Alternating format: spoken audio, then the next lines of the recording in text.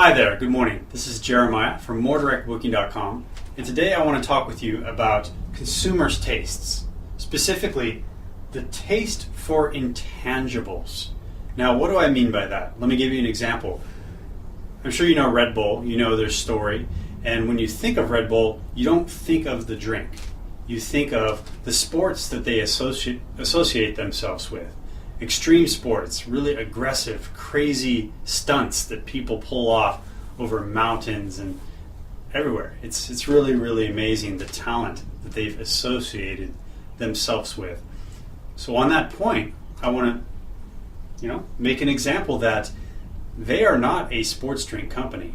They are a media company, and we need to keep that in mind with what we do so we can benefit just the way they have. Okay? Let me give you a little more example about that. We need to remember that consumers right now have a need for constant entertainment these days. I know I do. If I sit down, if I don't have anything to do for a minute or two, out comes the phone. I start looking around and seeing what's going on, what's new. Everybody has that these days. And we need to remember that when people are looking for things to entertain themselves, well, what entertains us the most? What entertains consumers the most? We need to focus in on that question because it's not as self-evident as you would think. Really, what entertains people the most is validation. Social media has given us a way to share what we are doing on a day-to-day basis. People are taking pictures of their donuts and very, very small daily details, and the number of views they get, the number of likes, the number of shares, the number of comments, it gives them validation. And that is really the most important thing to each person. I mean, we're all the most interested in our own story, right? And rightfully so. So social media has given people a way to put their story out there and get that validation in return. And that's a really, really important thing because we need to start seeing the lodging industry as a media industry. For example, we need to make content that's focused on shareability. And Nike is a perfect example. Nike, they never said that, hey, we are in the shoe business, although it's there, but really they are in the association business. They are associated with Michael Jordan, and the shirts all said, I want to be like Mike. They didn't say Nikes are great. So think about that. Think about how long this trend has been running, and then start to adopt that same principle in your marketing.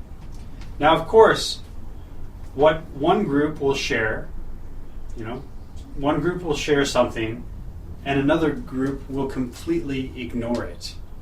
So that's why we also need to get better and better at targeting. So not just messaging, but also targeting, because each demographic is different. When you have better targeting, that lets you join in on the current conversation on what is important to that group, refine your appeal, and create connections with influencers. I mean, it's one thing for Red Bull to put out a great video. It's another thing for somebody who thought the video was cool to share it with their friends, and now there is an implied endorsement from the person that shared it. And that's even more powerful. That's really when advertising becomes magic. So, luckily, Facebook is getting better and better at targeting. I mean, they're getting better and better by leaps and bounds. So we can do that. And that's why I've gotten in touch with a friend of mine, Robert Nomura. He's a very, very talented copywriter and lead generation specialist. So he's coming to us from LeadGenWorks. Sorry, I know it's a little hard to read. But he's going to be talking with us in a 30-minute webinar coming up about how to use targeting to reach your best guests on Facebook. Specifically, he's going to ask, hey, are you frustrated that very few of your Facebook followers see your posts or take action? Well, here's the solution. Now, he says that building your followers and likes isn't a bad idea, but this can be a better one in most cases. And he's also going to show you how to improve conversions and stop wasting budget on the wrong people who will never buy from you in the first place.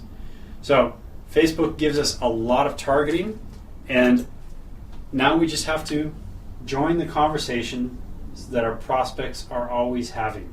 I mean, that's always a good strategy, but taking from the latest Pepsi commercial debacle, we need to remember again and again. You have to remember it's all about the intangibles. Focus on the experience, not the product. I mean, Pepsi's commercial, it wound up to the big Caitlyn Jenner, thing about the product. It's not about the product. They could have just taken a handy cam and videoed a protest and then said, brought to you by Pepsi. That would have been more powerful. If they would have focused in on the experience, it would have been more powerful. Instead, they went and focused on the product. Big mistake, and it's a mistake that so many of us are making in our hotel marketing. We're focusing in on the bedroom or the edifice of the building. It's not about that.